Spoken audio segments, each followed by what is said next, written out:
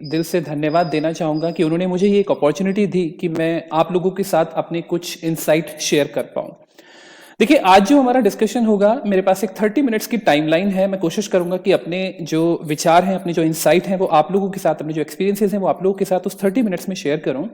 विश्वास मानिए, ये इतने प्रैक्टिकल टिप्स हैं कि अगर आप इनको अपने बच्चों की लाइफ में लेके आते हैं तो उनकी लाइफ में जो चेंजेस होंगे वो बहुत ही विजिबल और बहुत ही सिग्निफिकेंट होंगे। मैं ऐसा क्यों कह सकता हूं? बिकॉज मैं उन लोगों के साथ डील करता हूं जो आज ग्रेजुएशन में, पोस्ट ग्रेजुएशन में या फिर किसी ऑर्गेनाइजेशन में वर्क कर रहे हैं, और उन बच्चों के अंदर या उन लोगों के अंदर जो प्रॉब्लम्स होती हैं, उन प्रॉब्लम्स के रूट होते हैं बच्चों की बचपन, यानी जहां पे वो अपने स्कूल्स में एंटर करते हैं या फिर जहां पे वो अपने पेरेंट्स से कुछ सीख रहे होते हैं। तो अगर उन चीजों को बिल्कुल स्टार्टिंग से टैकल किया जाए, उन चीजों को बहुत ध्यान रखा जाए, उन चीजों का, या उन चीजों को बहुत अच्छी तरीके से केयर किया जाए, आपके जो बच्चे हैं वो बहुत ही अच्छी लाइफ को लीड कर सकते हैं। ये पूरा को पूरा जो मेरा शेयरिंग होगी वो मैं एक प्रेजेंटेशन के माध्यम से आपको करूंगा। प्रेजेंटेशन केवल मेरे थॉट्स को गाइडलाइन देने के लिए है, बट अगेन मैं आप लोगों से बातें करूंगा, तो प्लीज कोशिश कीजिएगा कि अगर मैं आपसे कोई क्वेश्चन पूछूं तो आप प्लीज उसको रिस्पॉन्ड करें। Let me share my screen. Okay, wonderful. तो चलिए आगे बढ़ते हैं। हमारा जो बेसिकली हमारे सेशन का जो एक टाइटल मैंने जो रखा है वो है how to help our kids succeed in school and life. देखिए, अभी आपके बच्चे स्कूल में हैं, लेकिन थोड़े ही टाइम बाद, देखते ही देखते, आप देखेंगे कि वो बच्चे कब स्कूल से बाहर होकर और कब अपनी एक बड़ी लाइफ, एक बहुत ही अच्छी लाइफ को लीड करने की तरफ आगे बढ़ेंगे। लेकिन वहां उस लाइफ को लीड करने के लिए उन्हें स्कूल में या इस एज में, इस मोमेंट पे, whatever skills they require, we need to take care of them. हमें उन स्किल्स के बारे में बात करनी है। ऐसी कौन सी चीजें हैं जिनको हम अभी अगर ध्यान रखें तो शायद हम आगे अपने बच्चों की लाइफ को बहुत अच्छा बना सकते हैं। सबसे पहले तो आपको एक यहां पे डिफरेंस समझना बहुत जरूरी है। आप अगर स्क्रीन पे देख पा रहे हैं तो हमारी जनरेशन्स में कुछ गैप्स होते हैं। अगर आप सभी लोग, मैं मानता हूं कि हम जितने भी पेरेंट्स यहाँ पे अवेलेबल हैं और मैं, हम सभी लोग एक ही एज ग्रुप को बिलोंग करते हैं, और ये एज ग्रुप कहलाती है मिलेनियल्स। मिलेनियल्स मतलब अगर आपका जन्म 81 से 96 के बीच में हुआ है तो शायद आप उन पेरेंट्स को या उन लोगों से बिलोंग करते हैं जो मिलेनियल्स हैं। लेकिन आपके जो बच्चे हैं या फिर अभी मतलब ऐसे बच्चे जिनका जन्म 1997 से 2012 के बीच में हुआ है, उनको हम बोलते हैं जेन जी या फिर जनरेशन जेड। और ऐसे बच्चे जिनका जन्म 2010 के बाद में हुआ है, उनको हम बोलते हैं जनरेशन अल्फा। यहां पे ये समझना बहुत ज्यादा जरूरी है, जो ज्यादातर लोग गलती कर जाते हैं, कि हम लोगों की जनरेशन में और हमारे बच्चों की जनरेशन में एक बहुत ही वाइड गैप है।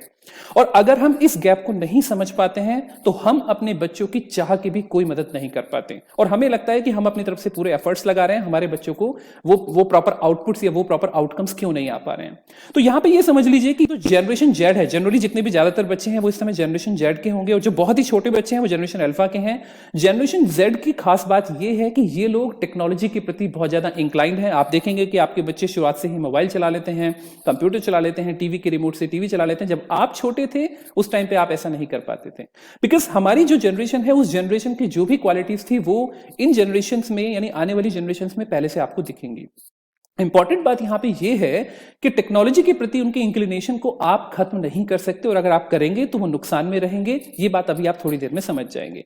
दूसरी बात, जो आपकी जनरेशन अल्फा है, यानी जो बहुत छोटे बच्चे हैं, अभी इस समय मेरे हिसाब से 10 साल के, 8 साल के, 7 साल के, इस तरह के जो बच्चे होंगे, वो बच्चे जनरेशन अल्फा हैं। इनके बारे में अभी प्रॉपर रिसर्च नहीं हो पाई है, बट विश्वास मानिए ये वो प्रजाति है, ये वो स्पीशीज हैं जो आने वाले टाइम में इस वर्ल्ड का नक्शा बदल देंगे।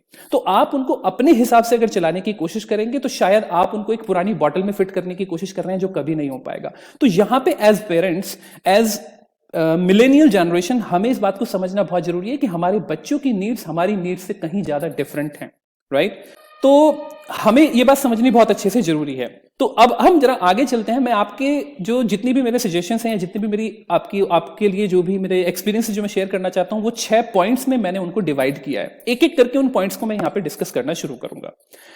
पहला पॉइंट है हमारा बैलेंस, यानी अगर आप अपने बच्चों की लाइफ को बहुत अच्छा बनाना चाहते हैं, उनको करियर में, उनकी लाइफ में, पर्सनल, प्रोफेशनल, हर तरह की लाइफ में आप उनको सक्सेसफुल बनाना चाहते हैं, तो सबसे इंपॉर्टेंट बात है you need to maintain the balance. What is the meaning of balance? Balance का मतलब क्या होता है? देखिए, दो तरह के क्लासिफिकेशंस आपको जनरली देखने के लिए मिलेंगे। एक पेरेंट्स वो होते हैं जो ये मान के चलते हैं कि भाई अगर हम बच्चों को बिल्कुल भी सपोर्ट नहीं देंगे तो वो सेल्फ डिपेंडेंट बनेंगे, वो बहुत ज्यादा रिस्पॉन्सिबल बनेंगे। आप उनको बिल्कुल भी सपोर्ट नहीं कर रहे हैं, आप हर चीज के लिए उनको अकेले भेज रहे हैं, हर काम में कोई किसी काम में मदद नहीं कर रहे हैं। आप ये कह रहे हैं कि हमने भी तो ऐसे ही किया था, तो तुम ऐसे क्यों नहीं करोगे? Again try to understand the difference millennial, Gen Z and Gen Alpha. Please remember, आपके पास कुछ रिसोर्सेज अवेलेबल नहीं थे, आपके पास वो एजुकेशन, आपके पास वो चीजें अवेलेबल नहीं थे, आपको कोई हेल्प नहीं मिली, इसमें उन बच्चों की कोई गलती नहीं है। उन बच्चों को हेल्प मिली है, they have their share of advantage. तो यहां पे समझना बहुत जरूरी है कि उन बच्चों को, जो बच्चे आज जेन जी या जेन अल्फा में हैं, उन बच्चों को उनके शेयर, उनका प्रिविलेज मिला है, ये उनका सौभाग्य है कि उनको मिला है। आप उनके सौभाग्य से उनको वंचित नहीं कर सकते। आप उनसे ये चीजें मत छीनिए या उनको कोई सपोर्ट देने के लिए मना मत कीजिए, बिकॉज आपको नहीं मिला था, उनको भी नहीं मिलेगा। That's a wrong approach. अगर आप बच्चे को सपोर्ट नहीं देंगे तो प्रॉब्लम क्या होगी? प्रॉब्लम ये होगी कि वो फ्रस्ट्रेटेड हो जाएगा, वो उसको स्ट्रगल बहुत ज्यादा फेस करना पड़ेगा, ओवरवेल्म हो जाएगा, बच्चा परेशान हो जाएगा। और आपने देखा है बहुत सारी न्यूज ऐसी आ रही हैं जहां पे बहुत ही अनफॉर्चुनेट टाइप के रिजल्ट्स बच्चों के लिए देखने के लिए मिलते हैं। They are choosing certain paths which are not desirable at all. Depression के चलते वो इस तरह की प्रॉब्लम्स में आ जाते हैं, जब पेरेंट्स ये कह के पल्ला झाड़ लेते हैं कि हाँ ठीक है, ये हमने भी ऐसे ही किया था, इस बच्चे को भी ऐसे ही करना पड़ेगा, अगर हमने इसको सपोर्ट किया तो ये हम पे डिपेंडेंट हो जाएगा। नहीं, ऐसा नहीं है। इस जनरेशन की डिफरेंट नीड्स हैं।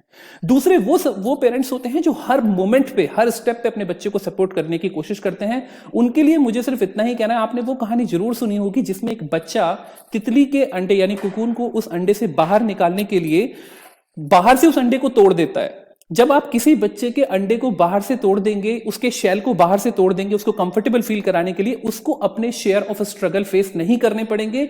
रिमेंबर दिस थिंग, आप उसको अपंग बना रहे हैं, आप उसको पैरालाइज कर रहे हैं।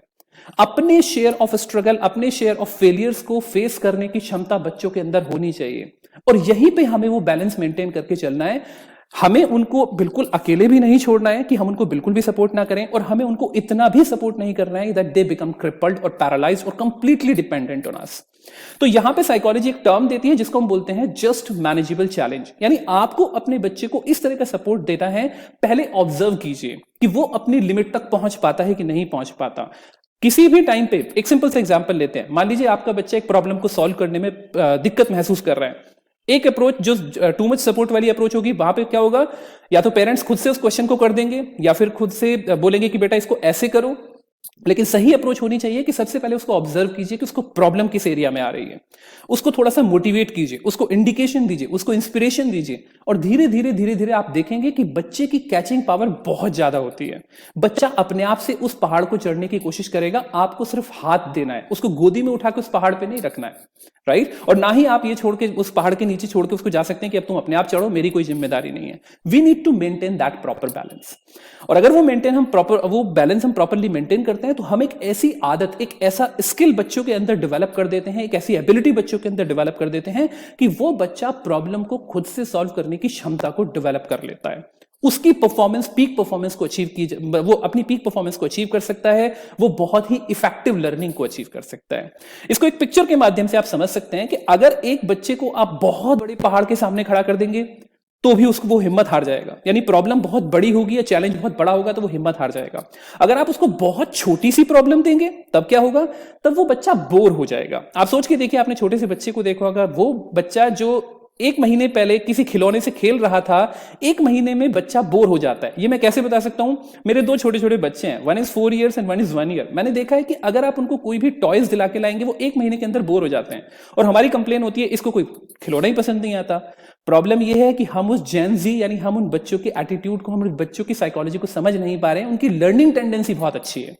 अगर वो 1 महीने में उस टॉय से बोर हो रहे हैं, इसका मतलब उन्होंने उसकी हर एस्पेक्ट को, हर चीज को एक्सप्लोर कर लिया है। अब उनको दूसरी चीज की जरूरत है। तो यहां पे समझना जरूरी है कि वो चीज छोटी ना हो, बहुत हल्की ना हो, बहुत सिंपल ना हो, वरना बच्चा बोर हो जाएगा। बहुत डिफिकल्ट ना हो, वरना बच्चा उसको ट्राई ही नहीं करेगा। जस्ट मैनेजेबल चैलेंज का मतलब होता है कि आप उसको इतना चैलेंज दो कि वो बच्चा उस काम को अच्छे से कर पाए।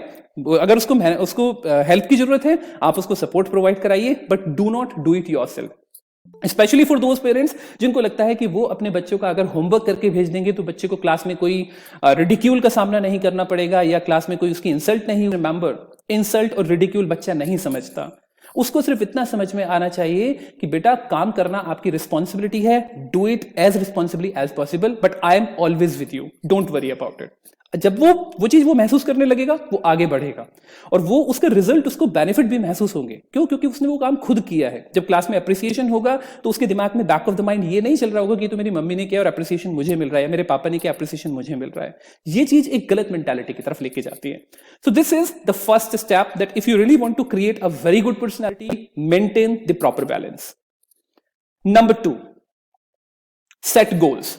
Now please remember one thing very clearly, जब हम कॉर्पोरेट में कभी भी ट्रेनिंग देते हैं या किसी भी एक बेसिकली प्रोफेशनल लेवल के व्यक्ति को हम ट्रेनिंग दे रहे होते हैं, तो वहां पे हमारा सबसे पहला टारगेट होता है कि हम उसके गोल सेट कराएं।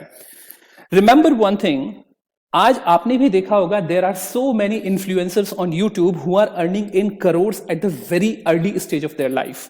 अब आप ये कह सकते हैं, कहने के लिए अलग अलग तरह के प्रिंसिपल्स हो सकते हैं, अलग अलग तरह की बातें हो सकती हैं, कुछ कह सकते हैं कि वो एक सस्टेनेबल तरीका नहीं है, but let's forget everything. Try to understand one thing, this generation is quite faster than you. This generation, हमें इस बात एक्सेप्ट करनी पड़ेगी, इन लोगों के पास वो स्किल्स हैं, इन लोगों के पास वो सोचने समझने की क्षमता है जो हम लोगों के पास नहीं है। हमें उनके हिसाब से सोचना पड़ेगा और उनके हिसाब से सोचने के लिए हमें उनको फ्यूचर के लिए रेडी करने के लिए हमें वो काम करना पड़ेगा जो काम उनको आने वाले 10 सालों में, 20 सालों में जरूरत पड़ने वाली है।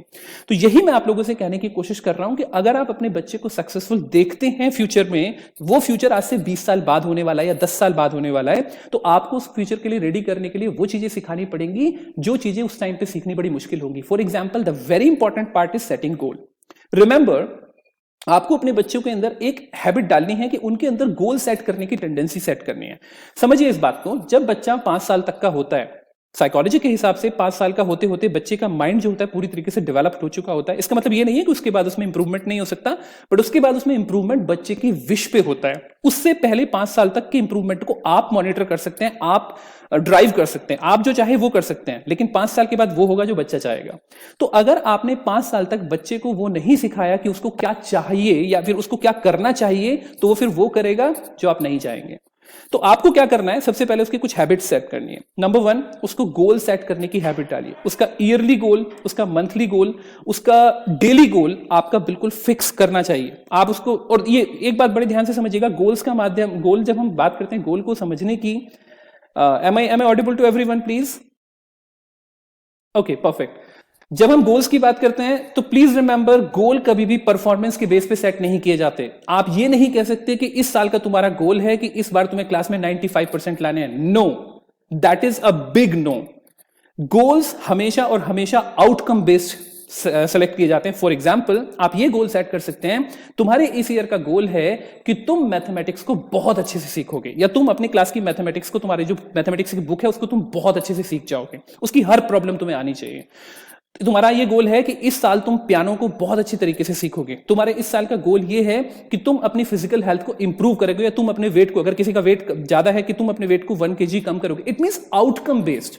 जब आप कंपैरिजन बेस्ड गोल बनाते हैं तो बच्चे की सेल्फ एस्टीम को बहुत ज्यादा हर्ट होता है। प्लीज रिमेंबर, क्योंकि एक बात समझिए, एक क्लास में, ये एक बहुत ही सिंपल सा प्रिंसिपल है, एक क्लास में ये बात तो गारंटीड है कि एक ही टॉपर हो सकता है, और उस एक टॉपर के अलावा जितने भी बच्चे पूरे मन लगा के, पूरी शिद्दत से मेहनत कर रहे थे, जब वो अपने आप को उस टॉपर से कंपैरिजन करते हैं तो उनको सिर्फ फेलियर दिखाई देती है।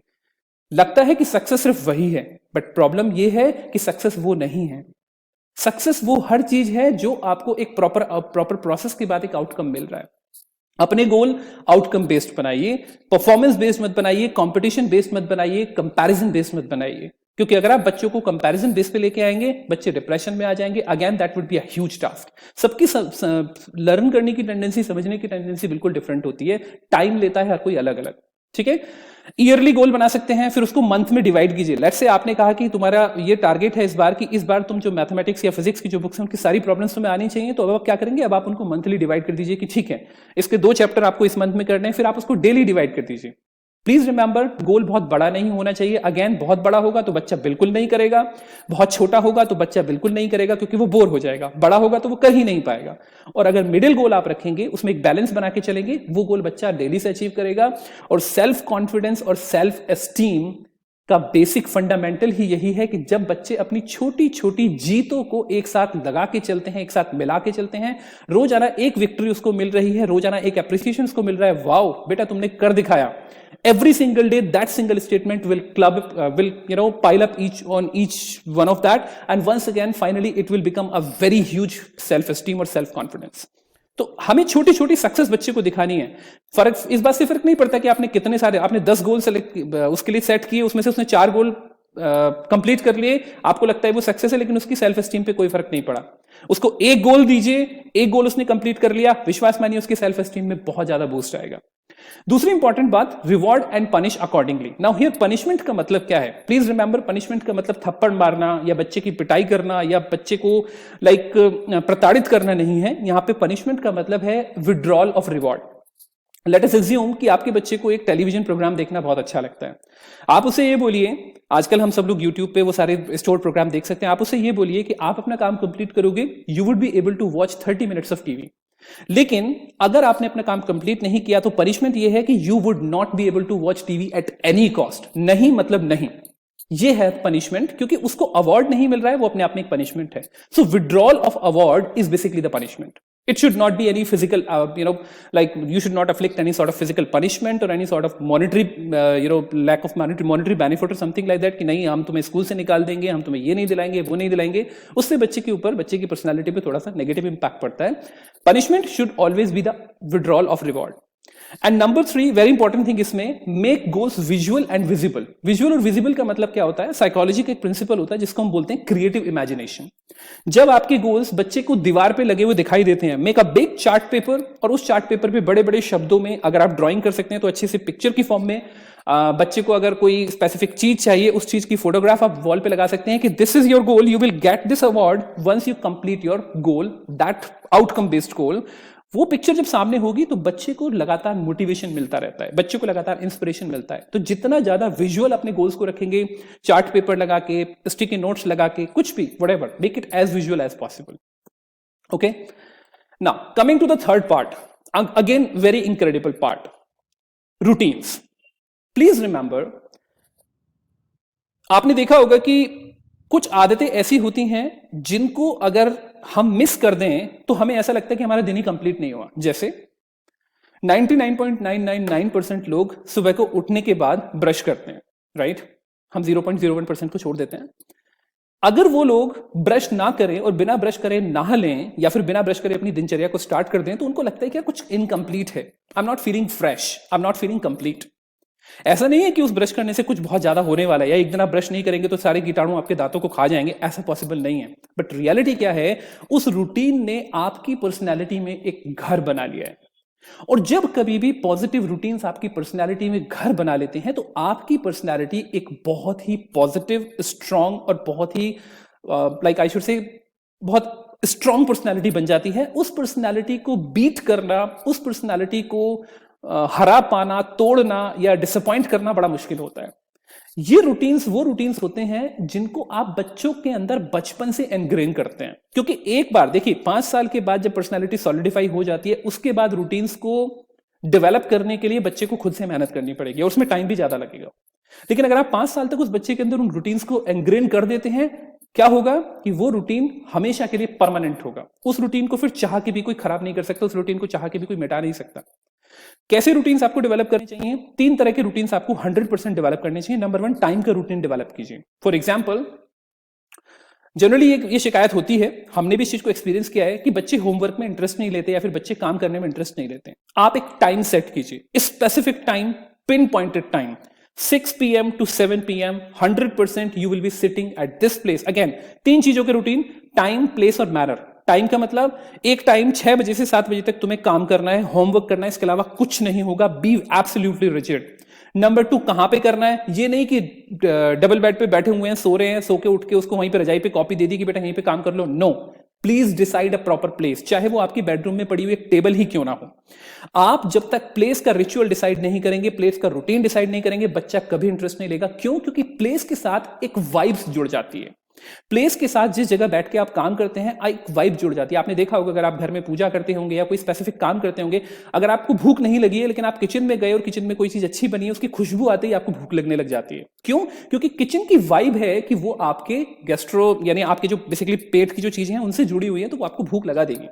बिल्कुल इसी तरीके से जब वो बच्चा डेली एक टाइम पे एक टेबल पे बैठ के लगातार उसी तरीके से काम करता है कि नहीं झुक के काम नहीं करना है, बिल्कुल सही तरीके से बैठ के काम करना है, जैसे ही वो उस पोजीशन में आएगा, मान लिया बच्चा कह रहा है कि नहीं आज मेरा मन नहीं कर रहा, आप किसी भी तरीके से करके उस टाइम पे उस टेबल पे उस बच्चे को बिठा दीजिए, बैठते ही उस बच्चे का मन करना शुरू हो जाएगा after certain time. Why? Because वहां पे उसकी वाइब्स उसकी पर्सनैलिटी के अंदर दोबारा से उसको अट्रैक्ट करनी शुरू कर देंगे। उसको पता है इस टेबल पे जब भी मैं बैठता हूं, मैं काम करता हूं, तो क्या होगा कि उसकी वो वाइब्स उसको अट्रैक्ट करनी शुरू कर देंगे और उसका मन वहां पे लगना शुरू हो जाएगा।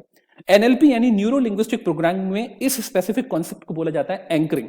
यानी जब आपको ध्यान होगा कि कभी कभी कुछ ऐसे सॉन्ग्स होते हैं जो हमें बचपन की याद दिला देते हैं, जैसे हम वो सॉन्ग सुनते हैं हमें बचपन की याद आ जाती है। क्यों? क्योंकि हमारे दिमाग में उस सॉन्ग ने एंकरिंग कर दी है। बिल्कुल इसी तरीके से जब आप एक टाइम एक स्पेसिफिक प्लेस एक स्पेसिफिक मैनर में किसी काम को करने की आदत डाल लेते हैं, तो जैसे ही आप उनमें से किसी भी एक चीज को टच करते हैं, होता क्या है, वो चीज आपके साथ होने शुरू हो जाती है, वो चीज आपके साथ एग्जैक्टली आप महसूस करना शुरू कर देते हैं। मुझे ये चीज कब महसूस हुई, मेरी दादी जी जो थी उनको क्या था कि एंड टाइम पे like she was towards the end of life, और उस टाइम पे उनको एक आदत पड़ गई कि उनको खाना जैसे उनको खाना खाने की आदत थी दोपहर को 12 बजे। तो अगर हम कभी उनसे बोलते थे कि आप 11 बजे के आसपास मैंने कहा खाना खा लो, तो वो क्या बोलती थी, क्या टाइम हो गया, अभी 11 बजे हैं, कि नहीं अभी नहीं, अभी भूख, अभी टाइम नहीं हुआ भूख का, 12 बजे भूख लगेगी। तो ऐसे करते करते एक दिन क्या हुआ, एक दिन 1 बज गया। तो मैंने उनसे पूछा खाना खा लो, तो उन्होंने कहा कि नहीं क्या टाइम हुआ, मैंने कहा 1 बज गया, अरे ये तो मुझे तो बहुत तेज भूख लग रही है। तो रियलिटी में होता क्या है कि जब आपके साथ एंकरिंग हो जाती है किसी एक स्पेसिफिक टाइम ड्यूरेशन और प्लेस की, या टाइम प्लेस और मैनर की, आप उस चीज से पीछा नहीं छुड़ा सकते। तो जब आप बच्चे को 1 महीने 2 महीने एक ही जगह पे बैठ के एक ही टाइम पे होमवर्क कराने की आदत डाल देते हैं, या कुछ भी कराने की आदत, homework is just an example right, कुछ भी कराने की आदत डालते हैं जो पॉजिटिव हैबिट आप बनाना चाहते हैं, उस बच्चे को उस चीज की आदत पूरी पॉजिटिव तरीके से पड़ जाती है और वो उससे पीछा नहीं छुड़ा सकता, फिर उसका मन करेगा, फिर आप उसको जबरदस्ती करने की जरूरत नहीं है, फिर उसका मन करेगा। तो ये रूटीन सेट करना बहुत जरूरी होता है। एक इंपॉर्टेंट टिप मैं यहां पे आपको देना चाहूंगा, प्रैक्टिस डीप वर्क। नील ड्यूपोर्ट की एक बुक है डीप वर्क, उसमें उन्होंने सिर्फ, मैं बहुत सिंपल में बताऊंगा आपको, डीप वर्क का मतलब है कि जिस समय बच्चे को आप कोई काम कराना चाहते हैं और आप उसको हेल्प कर रहे हैं, प्लीज रिमेंबर, ये जनरली आपने देखा भी होगा और आप लोग इस काम को करते भी होंगे, मैं गारंटी के साथ कह सकता हूं, बच्चे को आप होमवर्क करा रहे हैं, कुछ भी काम करा रहे हैं, बराबर में बैठे हुए आप फोन देख रहे हैं, आप इंस्टाग्राम की रील देख रहे हैं, किसी को व्हाट्सएप पे मैसेज कर रहे हैं, please remember, if you want to involve, get involve 100%। If you don't want to involve, don't waste your time, don't waste your children's time. This is very important. Deep work का मतलब है कि अगर आप आधे घंटे उसके साथ बैठना चाहते हैं, put your mobile aside at the silent mode, simply set the time की ठीक है 30 मिनट्स तक, I will be focusing on you, you will be focusing on your work, and we both will be communicating while, हम एक दूसरे से बात करते रहेंगे वाइल डूइंग दैट वर्क। वो डीप वर्क कहलाता है। 30 मिनट का टाइम बिल्कुल सेट कीजिए, 30 मिनट के बाद 5 मिनट के टाइम ब्रेक के लिए लीजिए, तुम पानी पी के आओ, मैं अपना मोबाइल चेक कर लेती हूँ, तुम्हें जो कुछ खाना पीना है ठीक है फटाफट से खाओ 5 मिनट, फिर हम 30 मिनट के लिए बैठेंगे। Now this is called the deep work cycle. So remember this thing कि अगर आप बच्चे के साथ काम करा रहे हैं, बच्चे की हेल्प कर रहे हैं, it is equally important for you also maintain that discipline, because you are not doing any casual work, you are building the character of your kid, you are building the personality of your kid, don't take it lightly, it is very serious affair। और इसीलिए parents का जो जो एक role होता है वो बहुत इंपॉर्टेंट रोल होता है, please remember that part. Okay, next coming to connect, tip number 4, connect. I hope I am not exceeding the time, I will take maximum 5 to 10 minutes more। Tip number 4 is correct, stay connected to your school and teacher। why? Please remember guys, the thing is हमारा जो एक loop होता है, बच्चे की personality का जो loop होता है वो 2 चीजों से मिलकर बना होता है। ऊपर वाला लूप स्कूल और टीचर, यानी जो हाफ होता है वो स्कूल और टीचर मिलकर बनाते हैं, और हाफ जो होता है वो पेरेंट्स और गार्जियंस मिलकर बनाते हैं। स्कूल और टीचर्स का काम क्या होता है पहले इतना समझ लीजिए, क्योंकि हमें बेसिकली ये डिफरेंशिएशन ही नहीं पता होता। स्कूल और टीचर्स का काम होता है ग्रूव्स कट करना। अगर आप लोग गांव के बैकग्राउंड से बिलोंग करते हैं तो आपको पता होगा, खेत में ना पानी को निकालने के लिए मेड़ बनाई जाती है, राइट, नालियां बनाई जाती हैं जिसमें से पानी निकलता है। जो स्कूल और टीचर्स होते हैं वो नालियां बनाने का काम करते हैं, वो ग्रूव्स कट करते हैं। मोरालिटी का ग्रूव, वैल्यूज का ग्रूव, एथिक्स का ग्रूव, एटिकेट का ग्रूव, प्रिंसिपल्स का ग्रूव, वो फाउंडेशन सेट करते हैं। लर्निंग की, यानी उसके बाद बच्चा जो भी लर्न करेगा वो उन्हीं फाउंडेशंस के थ्रू करेगा। No, what is the role of guardians and parents here? They safeguard and maintain the set foundations and principle. अगर किसी ने खेत में, मान लीजिए मेरा खेत है, मैंने खेत में वो मेड़ बना दी, वो नाली बना दी, अब कल को आके कोई इसमें लात मार के तोड़ के चला जाए, पानी क्या उसी नाली के थ्रू जाएगा? नहीं जाएगा। क्यों? क्योंकि किसी ने उसको ब्लॉक कर दिया है। टीचर्स ने, स्कूल्स ने अपने हिसाब से पूरी तरीके से उन चीजों के लिए ग्रूव्स बना दिए हैं। अब उनको सेफगार्ड करना पेरेंट्स और गार्जियंस की पूरी पूरी रिस्पॉन्सिबिलिटी हो जाती है कि क्या बच्चा एग्जैक्टली उन्हीं स्टैंडर्ड्स, उन्हीं बिहेवियर्स, उन्हीं प्रिंसिपल्स के अकॉर्डिंग काम कर रहा है। क्योंकि 90% of the time you people will be, I mean the parents and guardians will be taking care of that personality. Ultimately रात को दिन में सोते हुए, फोन पे बात करते हुए, एंजॉय करते हुए पर्सनालिटी का असली कलर वहीं पे पता चलता है। आप उस बच्चे को देखेंगे, आपको एग्जैक्टली डिसाइड करना है कि जो ग्रुप्स स्कूल सेट कर रहा है, क्या उस ग्रुप्स के थ्रू जो उसका क्रिएटिव फ्लूइड है वो फ्लो कर पा रहा है कि नहीं कर पा रहा। और अगर नहीं कर रहा है, then take help of school and teachers. Let them know that this specific individual who is my kid, who happens to be my kid, is not going according to the set standards of society. Okay? तो please remember that part कि जब तक आप उन लोगों के साथ connect में नहीं होंगे, तब तक क्या होगा? तब तक आपको ऐसे समझ लीजिए कि नदी का एक किनारा तो आपने पक्का बना दिया, एक किनारा कच्चा, तो पानी हमेशा कच्चे की तरफ बहता चला जाएगा, उससे बाहर निकल जाएगा और आप उसको कंट्रोल नहीं कर पाएंगे। एग्जैक्टली वही चीज है स्कूल्स टीचर्स की तरफ से, because they are under the controlled condition, under the expert supervision of director, principal and all the educated faculty members. They are very much secure. But जब पेरेंट्स की साइड से कोई ढिलाई बरतती है तो उससे होता क्या है कि बच्चा उन चीजों को प्रॉपर तरीके से कर नहीं पाता, उन ग्रूव्स के थ्रू अपने क्रिएटिव फ्लूइड को आगे नहीं बढ़ा पाता है, and the problem occurs is the personality is not properly set. यहां पे ये बात परेटो प्रिंसिपल याद रखना बहुत जरूरी है, 80-20। 20% responsibility is your schools and education, 80% responsibility is of family, parents, guardians, brother, sister, everybody else.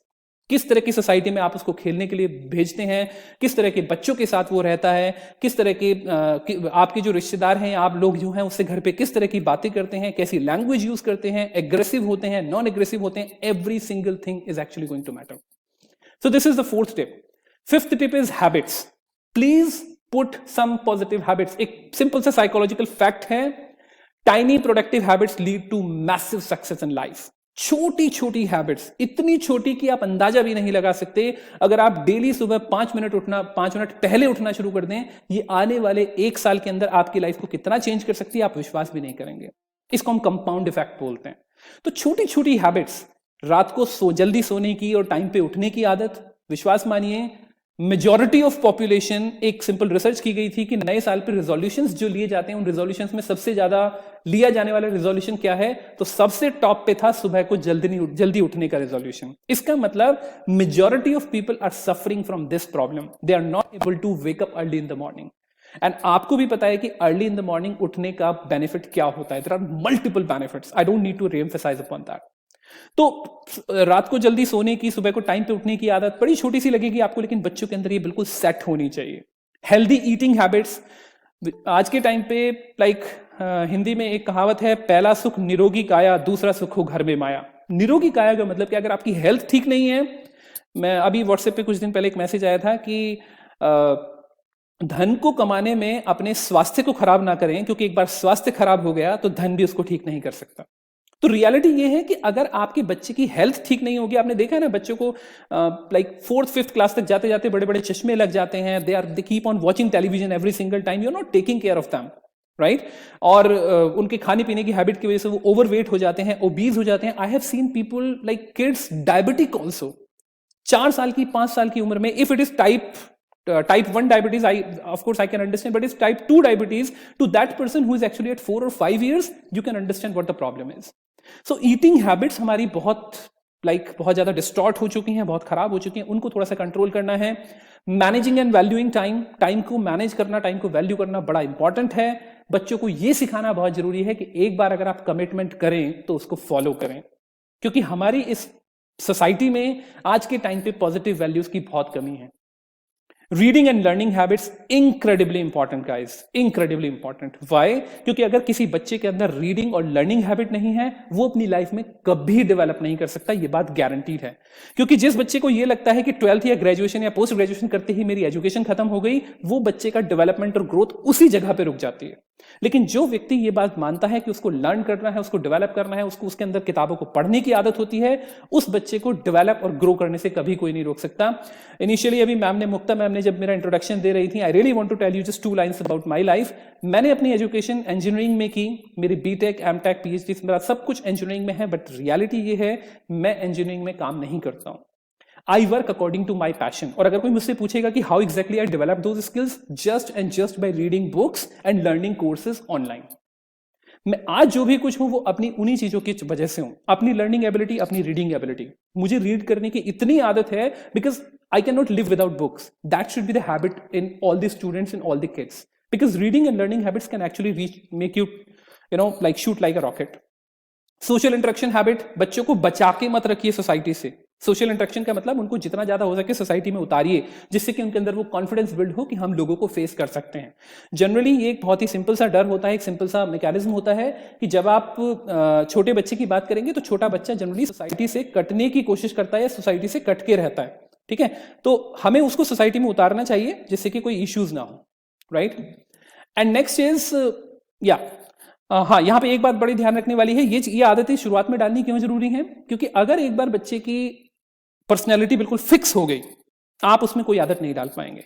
मेरे कहने का मतलब आप नहीं डाल पाएंगे, बच्चा अपने आप डालेगा। अब उसका मन करता है कि वो स्मोकिंग की आदत डाले तो वो स्मोकिंग की डालेगा। लेकिन अगर आपने पहले से एक आदत डाल दी है कि नहीं बेटा, smoking is injurious to health और तुम्हारी हेल्थ का ख्याल रखना तुम्हारे लिए बहुत जरूरी है, उस आदत को, स्मोकिंग की आदत कभी भी ओवरराइड नहीं कर पाएगी, क्योंकि वो आदत परमानेंट है। वो आदत बिल्कुल परमानेंट है। जब आप बचपन से आदत डाल देते हैं कि बेटा कि बड़ों की रेस्पेक्ट करना तुम्हारे लिए क्रूशियल है, इसके बिना काम नहीं चल सकता, तो फ्यूचर में वो कभी किसी की डिसरिस्पेक्ट करने की सोच ही नहीं सकता, उसके अलावा कोई आदत उसमें आ ही नहीं सकती। तो 5 साल तक या जब तक आप अपनी आदतों को, बच्चों की आदतों को मेंटेन कर सकते हैं, आप अच्छी आदतें डालें जिससे कि वो परमानेंट हो जाएं। And we are coming to the last 6th point, which is incredibly important, specifically, for the Gen Alpha, Gen Z के लिए भी obviously, लेकिन Gen Z वाले जो जितने भी बच्चे होंगे जनरली अब वो अपनी कैपेसिटी पे आ चुके होंगे, तो वो अपने हिसाब से कॉम्पिटेंस पे काम कर रहे हैं। But I'm talking about the Gen Alpha specifically. समझिए इस बात को, आपके बच्चे इस प्रोफेशनल वर्ल्ड में लॉन्च तब होंगे जब तक शायद आप काफी बूढ़े हो चुके होंगे या मे बी आप मिडिल एज में होंगे। आपको शायद बहुत सारी चीजें नहीं लगें, लेकिन उनके लिए लाइफ की शुरुआत ही वो होगी। वहां पे उनको बहुत कॉम्पिटेंस की जरूरत पड़ने वाली है। उनको कॉम्पिटेंट बनाइए, उनको रेडी बनाइए उन स्किल्स के लिए जो आज जर्मिनेट हो रहे हैं, न्यूक्लिएट हो रहे हैं। Artificial intelligence, don't hide them. ये मत सोचिए कि हम अपने बच्चे को इंटरनेट दे देंगे तो वो मिसयूज करेगा। क्यों मिसयूज करेगा? You are the guardians, take responsibility of that. You should be technically equipped with that, कि मुझे पता होना चाहिए कि मुझे क्या करना है। टेक हेल्प ऑफ एक्सपर्ट्स, कि मैं टेक्निकली किस तरीके से अपने बच्चे को साउंड बना सकता हूं। ऐसे स्किल्स जिनकी आज सबसे ज्यादा रिक्वायरमेंट है, जिनकी फ्यूचर में सबसे ज्यादा रिक्वायरमेंट होने वाली है, you need to equip your kids with those skills. क्योंकि अगर आप नहीं करेंगे, उस बच्चे को वो कमी जो महसूस होगी, वो बच्चा जिंदगी भर कंप्लेन करेगा और जिंदगी भर आपको इस बात के लिए बोलेगा कि आपने मेरे साथ ये किया। प्लीज अंडरस्टैंड, जो कॉन्फिडेंस होता है वो 2 चीजों से मिलके, जो आपका कॉन्फिडेंस होता है वो बेसिकली कॉम्पिटेंस से ही बनता है। कॉन्फिडेंस और कॉम्पिटेंस की एक साइकिल होती है। अगर किसी बच्चे के अंदर एबिलिटी नहीं है, उसको कॉन्फिडेंस कभी नहीं आता। और मैं जिस जगह पे खड़ा हूं, जहां पे मैं बच्चों के साथ डील करता हूं, 99% केसेस में मेरे सामने सिर्फ और सिर्फ यही प्रॉब्लम आती है कि सर मेरा कॉन्फिडेंस बहुत लो है। रीजन, क्योंकि उनको कॉम्पिटेंस नहीं है किसी चीज की। कॉम्पिटेंस का मतलब होता है एक्सपर्टीज। जब आपके अंदर किसी चीज की एक्सपर्टीज नहीं होगी, कॉन्फिडेंस कभी नहीं आएगा। अगर एक्सपर्टीज होगी, कॉन्फिडेंस 100% आएगा। तो उन बच्चों को शुरुआत से उन चीजों पे ट्रेन कीजिए। Technology, artificial intelligence, chat GPT, जितने भी आर्टिफिशियल इंटेलिजेंस के टूल आ रहे हैं, read the magazines, give them all the tools. उनको बस मॉनिटर कीजिए कि हाँ ठीक है, वो सही डायरेक्शन में जाए, ठीक है। उनको उनके शेयर ऑफ फेलियर्स महसूस करने दीजिए। अगर वो फेल होते हैं, let them take time. Don't be always ready to just help them out. अगर वो गिर गए हैं, अगर आप हर बार उठाएंगे तो नेक्स्ट टाइम वो गिरने के बाद आपका वेट करेगा उठने के लिए। गिर गए हैं, उठने का वेट करिए, वो अपने आप उठेंगे, धीरे धीरे उठेंगे, लेकिन उठेंगे। Don't pamper them, foster independence and advocacy. उनके अंदर खुद को रिप्रेजेंट करने की कैपेबिलिटी आने दीजिए। ये नहीं कि बच्चे स्कूल में टीचर ने डांट दिया और आप जाके बोल रहे हैं तुमने मेरे बच्चे को कैसे डांटा, मेरे बच्चे को डांटने की जरूरत नहीं है, बोलने की जरूरत नहीं है, कुछ करने। Please try to understand. उनके अंदर अपने आप को रिप्रेजेंट करने की, अपने आप को अपनी एक इंडिपेंडेंस वाली और अपने आप को सेल्फ एडवोकेट करने की कैपेबिलिटी होनी चाहिए। They should try to take care of their world, okay, but be support of them, trust them, most important. जब आप किसी को ट्रस्ट करते हैं तो बच्चा आपके ऊपर ट्रस्ट करता है, आपकी बात को सुनता है। और ये लास्ट पॉइंट बहुत ज्यादा इंपॉर्टेंट है। Please listen to them, heed to their problems and solution. हम जो पेरेंट्स होते हैं या जितने भी बड़े ये जो बेसिकली अभी मिलेनियल वाली जो जनरेशन चल रही है, हम लोगों को लगता है कि हम बड़े हैं, हमें सब कुछ आता है। हमारा बच्चा कभी हमारे सामने कोई प्रॉब्लम लेके आता है, कोई सॉल्यूशन लेके आता है, तो हमें लगता है कि अरे इसे क्या पता होगा, ठीक है तुम चुप रहो, अभी बात करता हूं तुमसे। Please remember, again do remember it, write it down in your mobile phone or wherever you want. Your Gen X, your Gen Z and Gen Alpha kids are far more intelligent and smarter than you. Do not try to underestimate them. उनको underestimate करने की कोशिश मत कीजिए। ये मत सोचिए कि हम सुपीरियर हैं, हमारे अंदर वो सुपीरियरिटी कॉम्प्लेक्स होना चाहिए, इस बच्चे को भी क्या पता होगा, ये तो गलतियां करेगा। नहीं, उनकी गलतियों को करने का, उनको सुनने का तो मौका दीजिए, उनको बोलने का तो मौका दीजिए। हो सकता है कि वो आपके सामने एक ऐसा सॉल्यूशन प्रोड्यूस कर दे आपने सोचा भी नहीं होगा। So please remember that part कि उनको सुनना, चाहे वो उनकी प्रॉब्लम हो या उनकी सॉल्यूशन हो, आप लोगों के रिलेशन में, आपके और आपके बच्चे के रिलेशन में सिर्फ और सिर्फ आपका एक ही रोल है। 90% टाइम आपको उनको सुनना है, उनको समझना है। जितना आप उनको सुनेंगे, जितना आप उनको समझेंगे, जितना कम बोलेंगे, उतना ही ज्यादा आप बच्चे की ग्रोथ में उसका सपोर्ट कर पाएंगे। तो लास्ट में मैं सिर्फ एक ही बात बोलना चाहूंगा, आप पेरेंट्स बने नहीं हैं, ये आपकी चॉइस नहीं थी। एक मास्टरपीस, एक लाइफ आपको दी गई है। डोंट रुइन इट, उसको खराब मत कीजिए। वो फ्यूचर में इस देश का प्राइम मिनिस्टर बन सकता है, वो फ्यूचर में एक कंपनी का मालिक बन सकता है, वो फ्यूचर में इस वर्ल्ड को लीड कर सकता है एक पॉजिटिव डायरेक्शन में। You have a masterpiece in your hand, don't ruin it, don't spoil it. Good luck. With this I would like to say thank you.